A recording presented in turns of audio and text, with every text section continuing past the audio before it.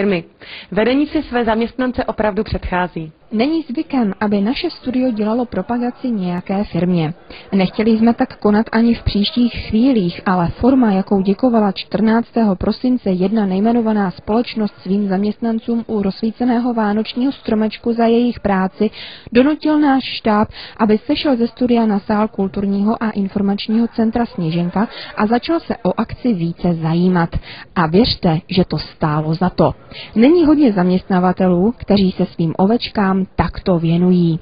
Pro nás to je vánoční večírek. Oficiální název je vánoční večírek, ale neoficiální název je poděkování zaměstnancům za to, kolik práce odvedli za posledních 12 měsíců. To je všechno. Jestli by všechny firmy pořádaly pro své zaměstnance vánoční večírky jen s tímto obsahem, dalo by se to pochopit, ale když vánoční večírek začíná ráno vstupem do zaměstnání, tak to již tak normální není.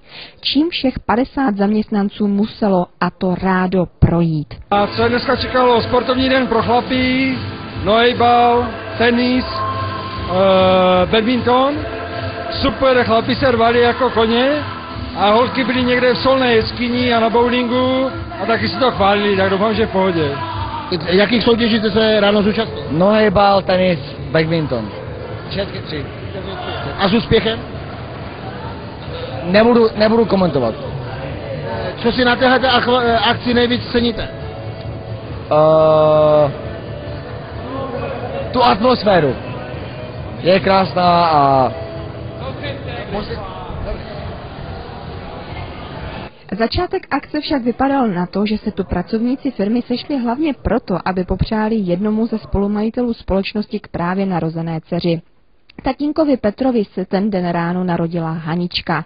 Blahopřání zaměstnanců ho velice překvapilo, protože vše tajil s tím, že nejhlavnější událost dne musí zůstat pro firmu tento večírek.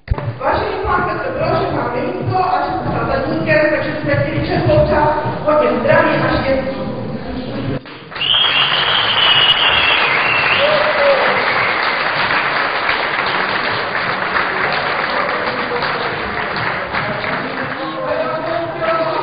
Ale kytici, kterou jistě předal na druhý den v porodnici své přítelkyni Ivance, dostal od svého bratra.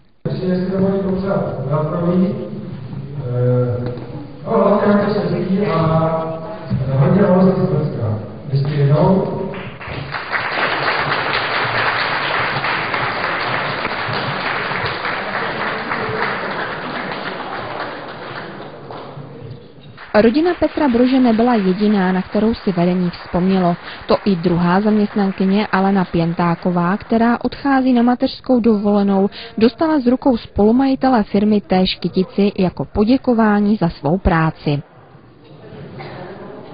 Aby delší čas čekáním na slavnostní večeři příjemně utekl, připravil si Excelový tabulkový šampion Radim Brož pro zaměstnance kvízovou soutěž, ve které měli správně uhádnout otázky týkající se jejich firmy.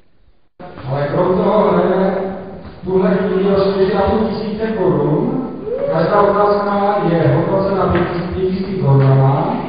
Kdo bude nejvíc odpovědí, tak dostává 500 korun. Kdo chce hrát může, kdo nechce hrát nemusí. Kdo hraje, napíše návod na místě jméno, zkrátku, přesníku, cokoliv. A smršť otázek rozpoutala opravdové šílenství. Danému výsledku vydává totiž to. Takže můžeme? Takže první jednoduchá otázka. Kolik jsme v roce 2007 vyrobili kolo? Vyšlenou bicyklu teda. Takže píšte, nebudu říkat dlouho, je to typovací soutěž, jo? Takže... A další otázky na sebe nenechaly dlouho čekat. Kolik kol jste vyrobili v nejlepším měsíci? To znamená jenom v jednom měsíci, kolik jste vyrobili kol? V tom nejlepším měsíci. Zaměstnanci si mysleli, že jsou znalí věci a tak si na odpovídání otázek troufali vesměs všichni přítomní. Kolik materiálů v kilogramech museli skladníci na skladní převést do výroby, odvést výroby a jejich serval zákazníků. To znamená, jako 4krát pohyb materiálu. Z auta dolů do skladu, ze skladu do výroby, z výroby kola na sklad a na kola na auto expedice pryč. Takže zašli jsme nějakou večeří, nějakou soutěží o firemní peníze, kdy byly otázky v rámci posledního roku firmy, to znamená kolik, kde, kdy, jak a co. Právě roznáším ceny, bylo to o 500 korun za jednu otázku.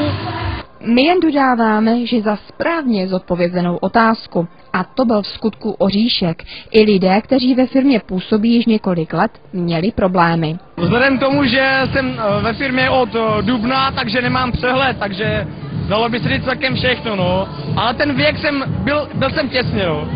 Byli tam lidi, co měli dobrou trefu, byli tam lidi, co byli úplně vedle, takže to nás překvapilo, protože někteří lidi si myslí, že děláme buď úplně extrémně málo, nebo extrémně hodně lidí, jak oni jsou v tom zápalu boje přes ten rok, tak v podstatě ztrácejí přehled o tom, co dělají, jak dělají. Oni už tam chodí dneska jako stroje trošku. Hádal, ale nějak moc jsem se netrefil zrovna, no. Čísla byla neskutečná, jako myslím, že když jsem četl ty čísla lidem, co vlastně udělali práce, tak sami kulili očí, kolik kilo materiálu, kolik kol vyexpedovali, kolik mailů, kolik pošty přijali, jo. Jak říkám, ti lidi, jak jsou v tom denním pracovním režimu, tak oni si vůbec neuvědomují, kolik práce odvádějí, jo. A v podstatě základní číslo je nějaký skoro 40 000 vyrobených kol za rok. Nicméně, když se to rozpočítá na různé detaily, tak to je neskutečný dík lidem. Velice důležitým faktorem byl jistě výběr zařízení, ve kterém firemní den vrcholil.